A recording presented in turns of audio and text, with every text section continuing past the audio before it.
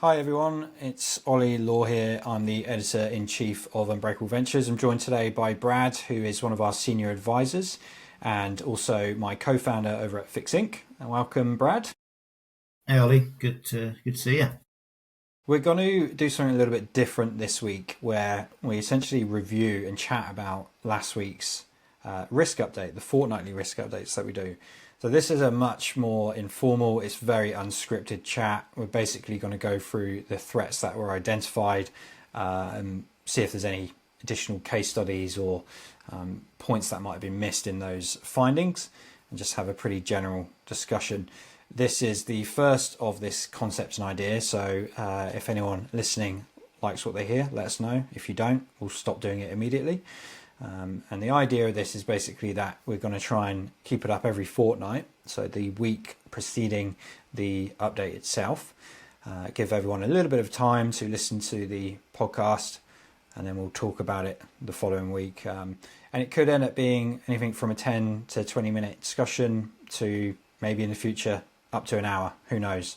We don't want to bore anyone, but the idea is we kind of have a bit more of an informal chat and break down those stories. So this week, there's a couple of interesting stories that come out. The first story is around the medical students' loan crisis out of America. So just in case those haven't heard this story or didn't listen to the podcast for whatever reason, quick update. They've basically had a $200,000 lifetime cap on federal loans versus the $280,000. That was the median cost originally for public medical schools. That's 71% of medical students already who have graduated that will have over $212,000 in debt. What this looks like in 2037, according to reports, is that we'll have 187,000 physicians shortage crisis, basically. So that's up to 87,000 primary care doctors as well. So a huge gap in the availability of doctors, nurses, GPs, that sort of stuff. Rural areas in the states face up to 56% of shortages, with 6% in urban areas. And we're going to have 555 unfilled residency positions in 2023, which is the data that's just come out recently when they've looked at that. So it's already bad, and it's going to get worse after the big, beautiful bill that Donald Trump has decided to sign into law. So this all stems from the current administration in the US. As such, 1 in 5 doctors plan to leave clinical practices within the next 2 years. They're getting out of the States, understandably. What is interesting about this risk is that for those not in the States, they might be obliged to kind of think that this doesn't affect them. But the numbers suggest a lot of doctors, medical students, physicians, etc., they do go overseas either during their study or once they've graduated. There's something like 57,000 that are traveling overseas every year. So obviously if that number drops, the availability in hospitals in New Zealand, Australia will drop as well. And I'm sure you might have something to add to this, Brad, but New Zealand alone have seen a massive shortage in support and doctors here. So it does have a ripple effect. I think it's certainly an interesting threat to come out of this massive tax bill that Trump's released, and we'll see how it goes. In the podcast that I've just released the other week, there's a lot of TikTok videos that have come out from practicing nurses, doctors, students basically, who have essentially confirmed that they're going to be stopping their study because they can't afford the debt anymore, and that's obviously the crisis here that we're talking about. So, Brad, how does this compare to other workforce crises you've seen in the past? I think it feels like the main subject here is capability gaps and having expertise not available for your organization, or even in this case, an entire industry, that skills shortage across the board. Have we seen this before? Are there any other examples? Yeah, yeah. Look, I think the first thing, just to touch back a bit on what you were saying there, I think the first thing to recognise here is this this has got all the hallmarks of a smoldering crisis because, as you mentioned there, the impacts of this are not going to be kind of seen for quite a few years, but certainly the impacts will come. So protracted event, and unexpectedly becomes public. So when this really does kick in and we've got this massive shortage, it will be very public. Everyone will remember back to why we've got to that point. Sometimes, obviously, the blame laid on senior management. So when this happens, the organisations that have got these lack of people will be blamed for not planning for that. So it's definitely got all the hallmarks of that. It may take a few years, but it's certainly potentially something to happen in the future. Yeah, I've seen this. This skills shortage is actually something that we've already been seeing post sort of COVID, where people have moved on from their roles. Senior people with skills and experience have moved on just because the grass is sometimes greener, and they felt they wanted to move on. And we've seen quite a few organisations and industries that have just been generally impacted by losing those people, and obviously with the influx of AI as well, supposedly taking lots and lots of jobs. Then again, we're going to see that skills shortage potentially coming out of that. So really, the message here is actually really being clear about where your real skill sets and experience are in your organization. And if they are not available, then what does that mean to the organization? So maybe it's a time for organizations to start thinking about that. And this being the kind of the trigger to go, actually, yeah, what does it mean to us? What does it mean to our organization if all of a sudden we're going to be missing this influx of skilled people? What is it going to do to us? Yeah, I think one of the points you touched on there around how does this look in the future and planning for these eventualities today is pretty key. I mean, particularly because if we're talking 2037 for, upwards of 187,000 medical practitioners not being available in the States, that's because of an act that happened in early July by the current president. Assuming he sticks to the rules, he won't be in power in 2037.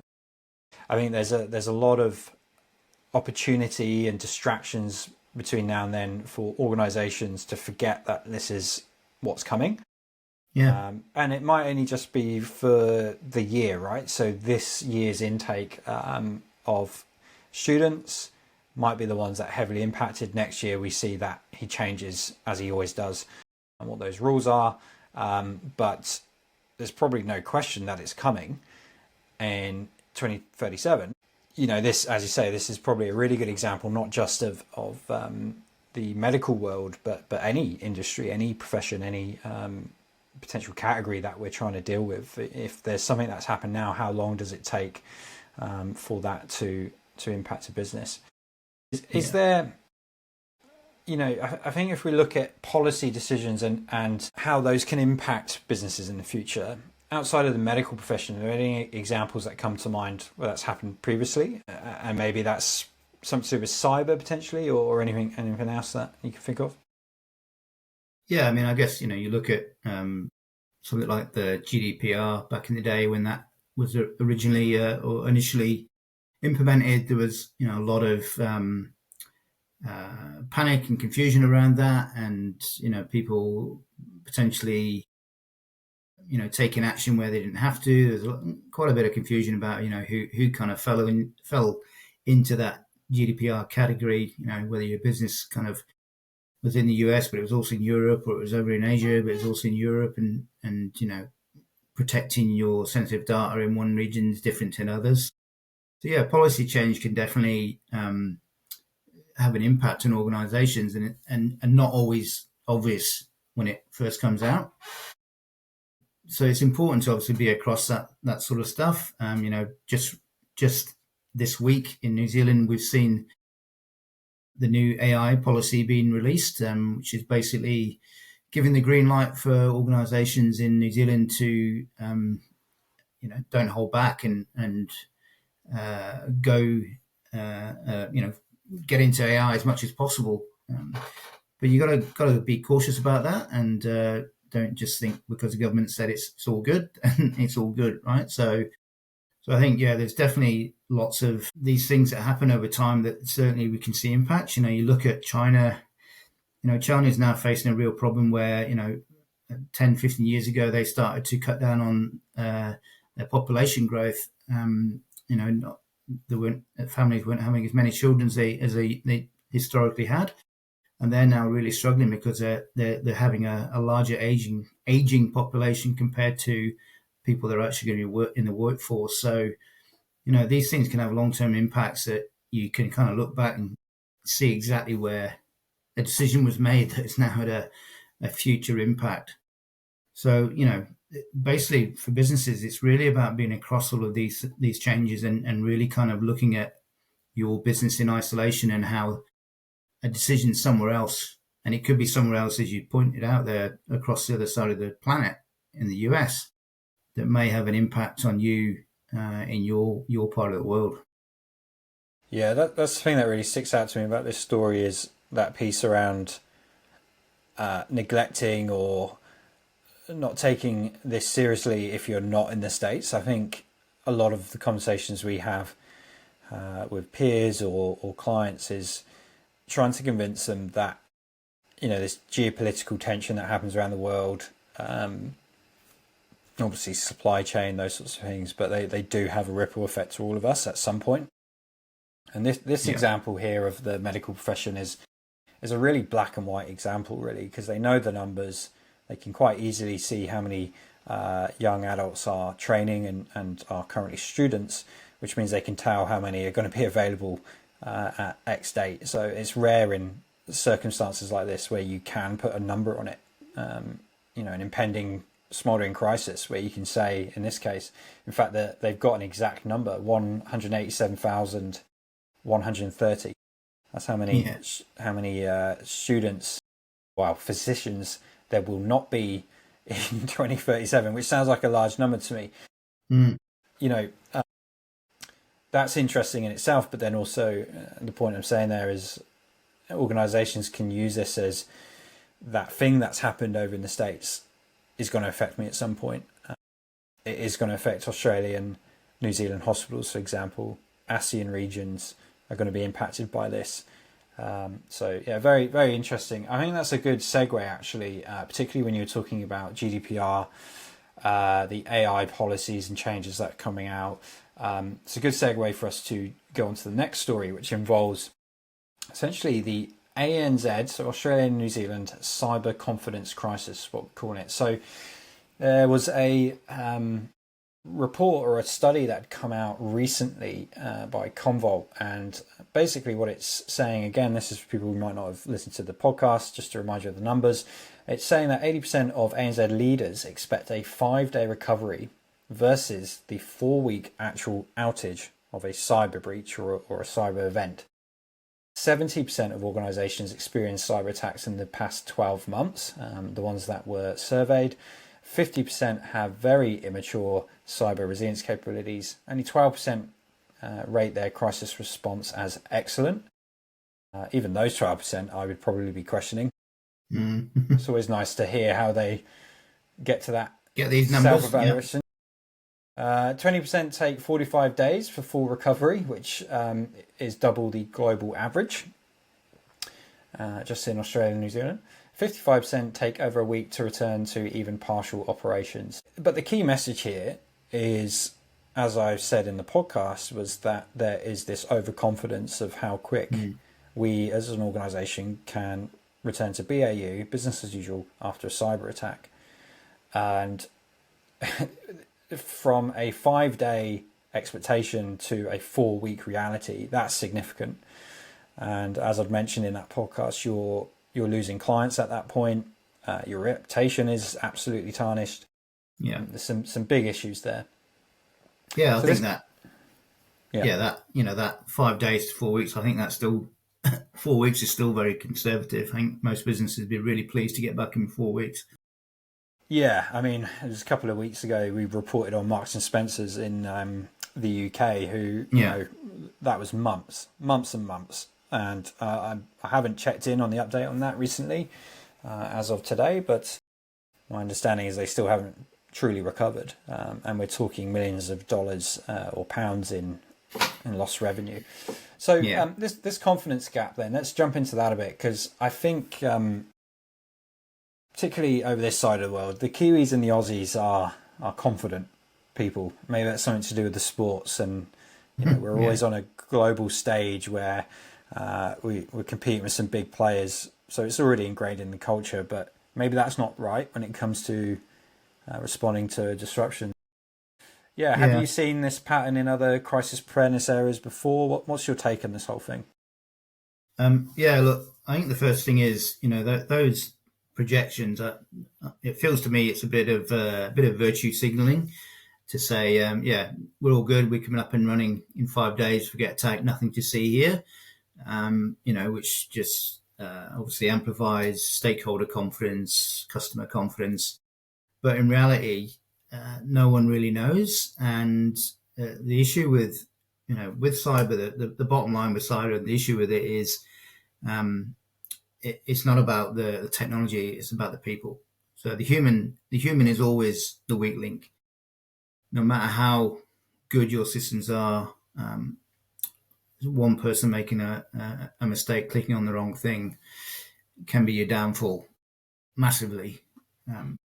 And the frustrating thing for me is, and I do hear this quite a bit, where leadership do kind of not only say they're well protected and they'll be able to recover, but when they are attacked, they say, "Oh yeah, we're handling it and dealing with this," but they don't actually understand the human impact of that.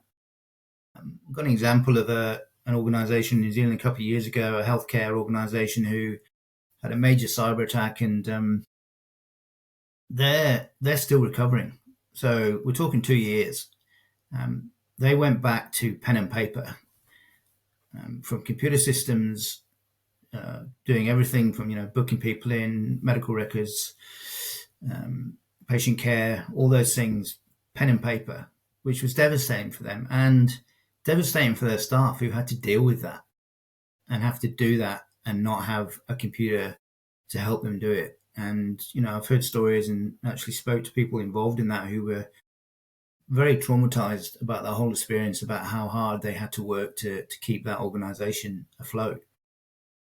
So I always kind of, I get quite passionate about this when I'm talking to leadership is, you just do not take this for granted and think about the wider implications of actually being attacked.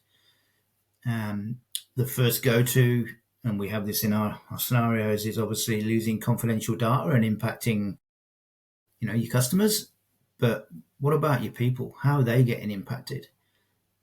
That's something that does get forgotten about, and it can be really traumatic for people to deal with this in an organization. So there's definitely, I do see a lot of that. It is, as we know, it's one of the highest rated threats every year from the global, the Economic Forum report that comes out. So it's always there.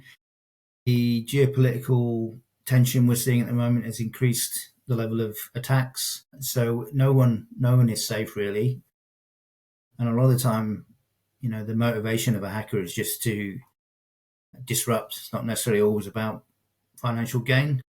It's more sometimes about, street cred and being able to say that you've hacked a particular organization. Yeah, everyone is susceptible, and the rebuilding of those systems when they are attacked is a massive amount of work for your IT departments.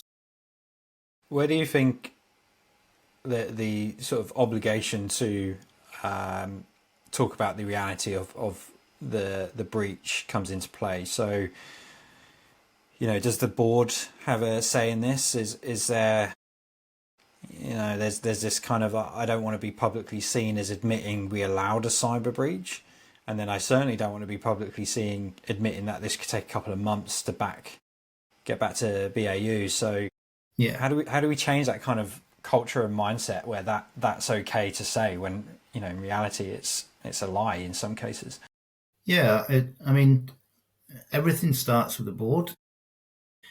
and we are actually seeing over the last few years, particularly since COVID, the board getting more involved in and understanding what the capability is of their organization from any sort of business disruption. But the message is, you've got to get clear and fast messaging on these events, and cover-ups will always be uncovered. So it's an honesty from the beginning. I think, in my opinion, most people realize that organizations are not 100% protected. So there's always a chance. And everyone has to take responsibility of that. You as an individual, not showing your data if you don't have to. We've all got responsibilities around that. But trying to cover that up in a real cyber, real event that's impacts your business is a cardinal sin. So you've got, there's got to be an understanding right down from the board about what the messaging needs to look like when that's going to happen, because it's not necessarily if, it's when. So, everyone should be planning for that and be ready for it and have the right messaging going out. And again, time and time again, we're seeing organizations just as recently as last week in Australia being hit with a cyber attack and not getting the appropriate emails out to the appropriate members in time. And I was actually one of those people that was impacted by that. So first-hand experience of not getting the email, and I already knew that they'd been attacked, and I didn't get my email for 48 hours. So that's the sort of thing that you can plan and prepare for now. Don't make that stuff up when you get when you've been attacked, because it's too late. You've got to have all that stuff ready to go. And I think that call it arrogance, I guess, of believing that A, you're not going to get attacked, and B, you're all good, is a reason that businesses fail around that. So they don't do an exercise around that to actually see what that would look like, because they go, well, it will never happen to us, so we don't need to bother about that. And then it does. Yeah, interesting you said about the email piece there. We actually had a supposed breach on our phone supplier, the guys who run our phone system at Fix Inc. And which, an attack happens. It's going to happen to everyone.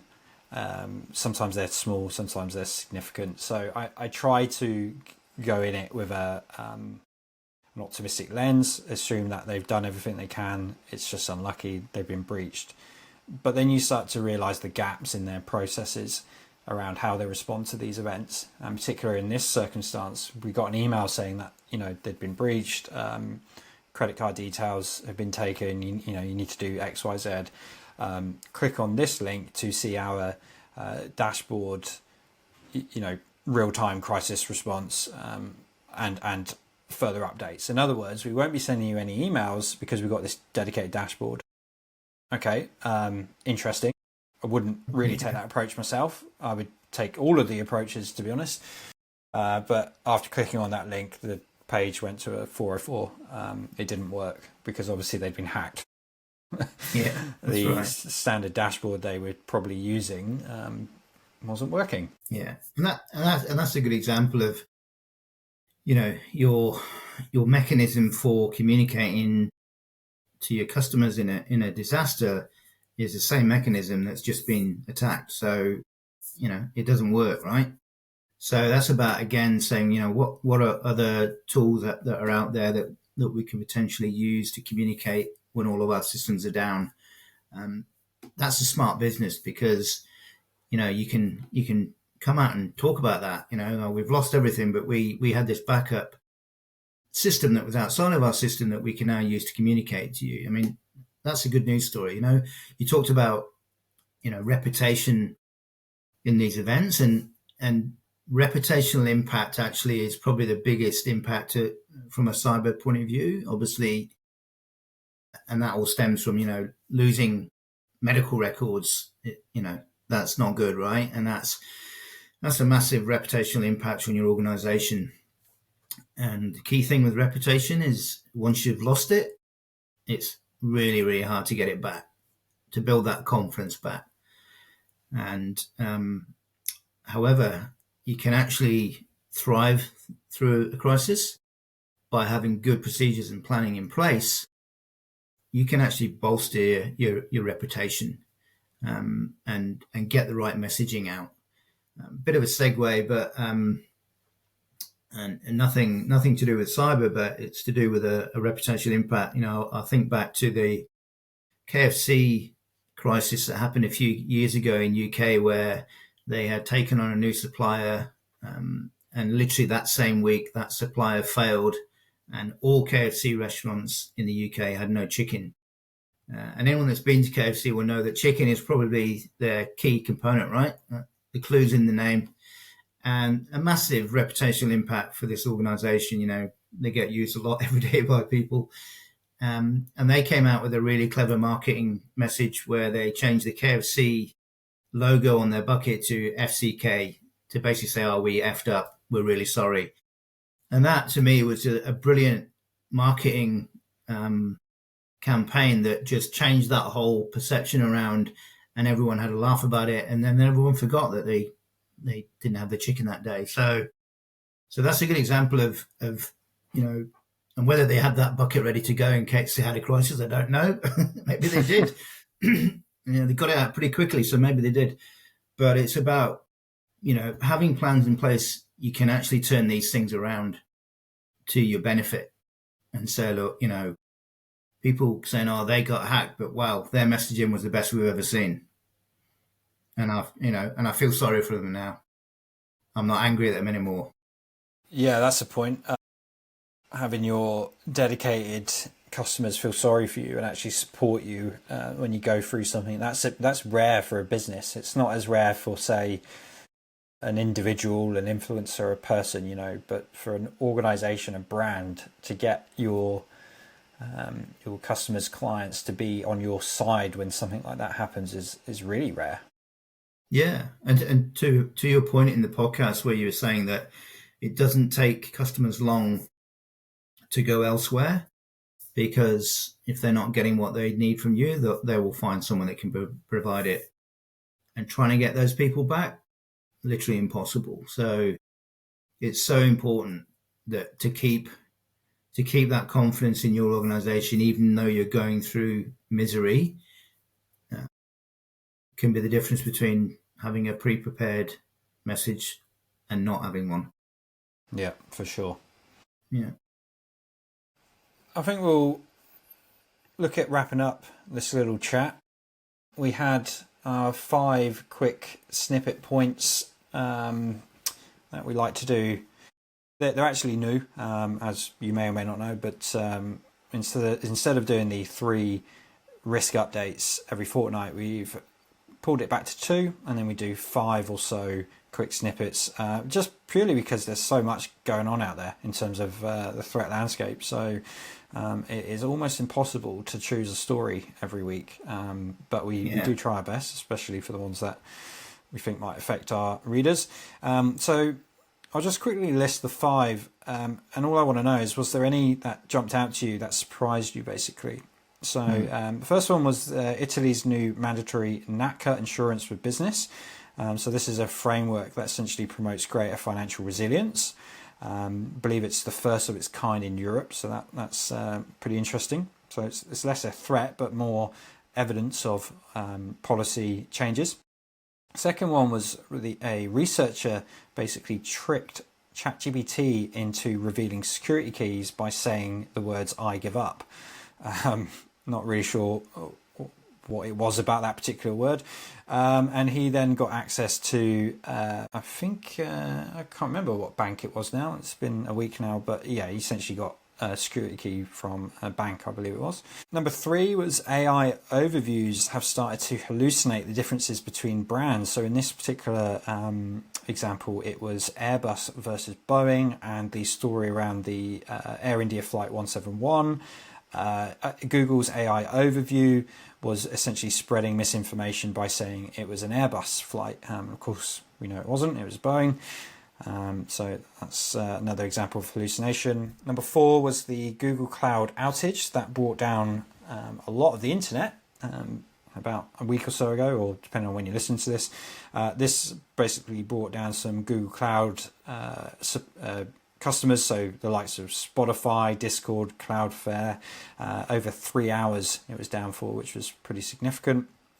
And finally, TikTok has been flooded by deepfake copies of real creators' videos. These are worth a watch, actually. I've provided the link and the resource in the fortnightly update itself. Jump on that, have a look, because these are word for word. They've put a deep fake influencer, a person who doesn't exist, who then replicates that exact video, script pulled from it. I don't know how they're doing it necessarily. And then they're obviously getting hundreds of thousands of views on this deepfake video, which then they can potentially monetize and take away funding from the original creators. So there's a few things going on there. Any of that stand out to you? Yeah, I think the insurance one's quite interesting. I always rave on that. I think insurance should be getting more involved in the resilience space and recognizing resilience organizations. So maybe that's kind of what this might be about, hopefully. But my opinion is, you should be going to your broker and going, we've got the best business continuity plan in the world, so we want better premiums next year, please. And that helps everybody. The insurance companies are like any other business. They need to make revenue, but if they're paying out billions and billions of dollars every year in claims, then they go out of business. So yeah, I think there's definitely more discussion around the insurance world that needs to be happening, and we should all be kind of trying to work together on that. The other one was the AI misinformation. So yeah, I think basically careful what you wish for. ChatGPT is great and everyone's using it, but you've got to have this caution element to it. I guess the conspiracy theory coming out on me here is this one with Boeing versus Airbus. Was it maybe Boeing that created that fake just to kind of shift the attention onto Airbus? Who knows, right? It could be it's a perfect way to take the heat off them and go, people are getting fused with the two airlines now, or the two. I think it's a lot of work to do that. Yeah. And I think if they got found out, their reputation is tarnished as it is. So if they were doing that, exactly, they're definitely in a hole, Boeing at the moment. So yeah, that's an interesting one. Side note, interesting one to watch. To that point, I mean, Russia have done similar, where they've published hundreds of thousands of articles that have eventually influenced ChatGPT. So it does happen. There is the ability to influence. Yeah, and that's the thing, right? People, we have been talking a lot about deepfake in the last couple of years, seen lots of examples. The deception's been around for, I'm going to say hundreds of years, but thousands of years, right? It's we've seen it all the way through the wars, and it's just now more sophisticated. So there's always keeping a keen eye on that is important, I think, from protecting yourself and making sure that you're not getting caught up in any of that stuff. Yeah, absolutely. All right, so that brings us just past the half an hour mark. I think that's a good time to wrap up. We've answered the question that these chats are going to take us about half an hour. So for future listening, that's what we'll try and aim for. Thanks for your input and your thoughts on those stories. Do it again in a couple of weeks. No doubt we'll have something else interesting to talk about. And in the meantime, for everyone listening, remember you can head to unbreakableventures.com, and if you want to speak to Brad or one of the advisors that support in our content, you can book a time with them for half an hour, an hour. It's completely complimentary, and in that discussion we can talk about how some of these threats might be affecting your business or your side hustle or even your personal life. Whatever you think is being impacted, I'd love to talk to you about it. But other than that, we will wrap up for today. Thanks again for your time, Brad, and we'll talk in a couple of weeks. Thanks, Ollie.